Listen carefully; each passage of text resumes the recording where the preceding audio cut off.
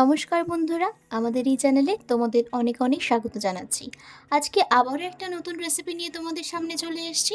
আর আজকে যে রেসিপিটা তোমাদেরকে বানিয়ে দেখাবো সেটা হচ্ছে বাংলাদেশের একদম খুব বিখ্যাত একটি খাবার। চলো তাহলে আজকের রেসিপিটা শুরু করি। আর আজকের রেসিপি হলো চিকেন কালা ভুনা। চিকেন কালা ভুনা বানানোর জন্য প্রথমে আমি একটা মশলা তৈরি করে নেব। আর মশলা তৈরির জন্য আমি নিয়েছি একটা দারচিনি, কয়েকটা শুকনো লঙ্কা, নিয়েছি একটা বড় এলাচ, দুটো ছোট এলাচ, কয়েকটা লবঙ্গ, 1 চামচ সাদা জিরে আর গোটা গোলমরিচ। চিকেন কালা ভুনার স্পেশাল মশলা বানানোর জন্য প্রথমে যে মশলাগুলো নিয়েছিলাম এগুলোকে একটু কড়াইতে গরম করে নেব।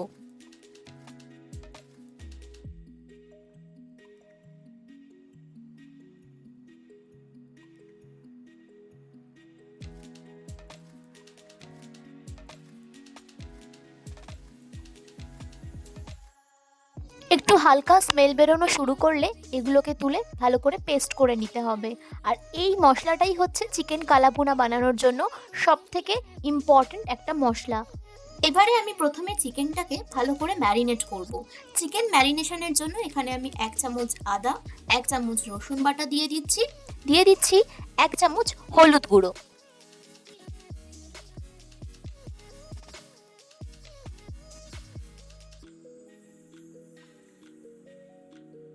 সাথে দিয়ে দিচ্ছি 1 চামচ জিরে গুঁড়ো, 1 চামচ ধনে গুঁড়ো।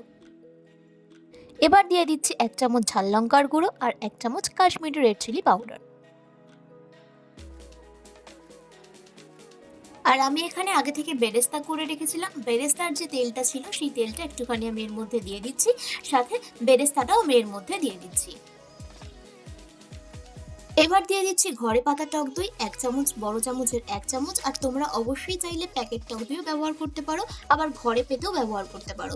এখন আমি দিয়ে দিচ্ছি মাংসের কালা ভুনার জন্য যে স্পেশাল মশলাটা তৈরি করে রেখেছিলাম সেই মশলার 1 চামচ মশলা আমি এর মধ্যে দিয়ে দিলাম। এবার এই সবগুলো উপকরণকে ভালো করে মাখিয়ে আমি 2 থেকে 3 ঘন্টা রেস্টে রেখে দেব।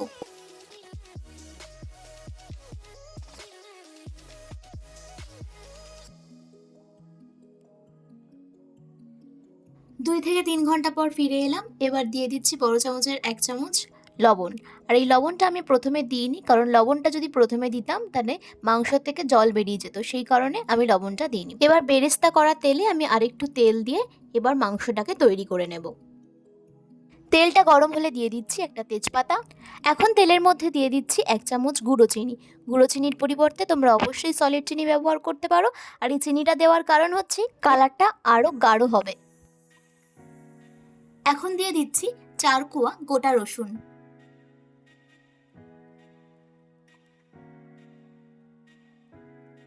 আর রসুনটা একটু ভাজা ভাজা হলে দিয়ে দেব কেটে রাখা পেঁয়াজ।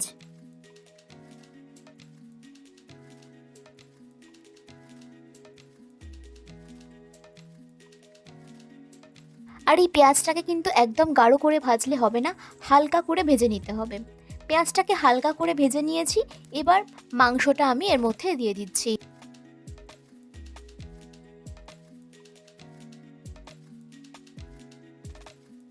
আর আজকে আমি এই রান্নাটা সম্পূর্ণভাবে কষিয়ে করব, চাপা দিয়ে করতে হবে, কোনো রকম জল কিন্তু আমি এর মধ্যে দেব না।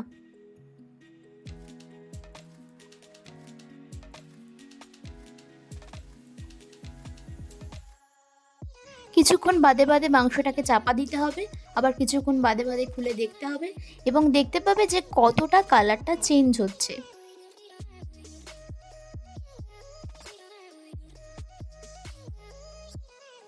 মাংসের মধ্যে কালচে ভাবটা না আসা অবধি কিন্তু এটাকে নামানো যাবে না।